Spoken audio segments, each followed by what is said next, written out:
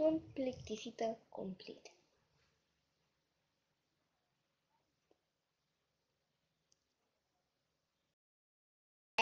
Merge așa mai bine. Hei! Hei, toată lumea, sunt eu, Bianca, și vreau să spun că pe la ora... Stați puțin... La ora 6. E 4. E 5, aproape. La ora 6 și nu știu câte minute o să-i apară și filmez cu LPS TV. LPS TV, faimoasa regizoară LPS TV.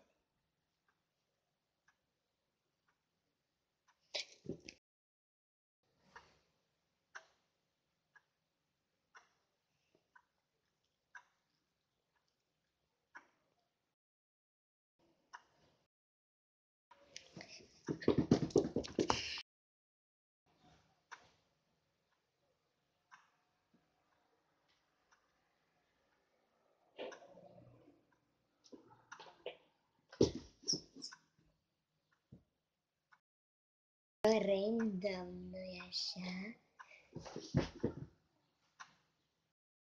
Nu-i așa?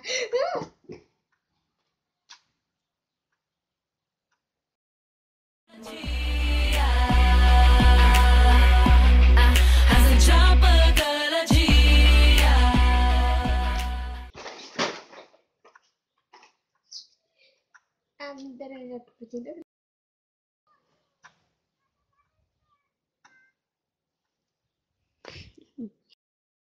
Nu ceva rău.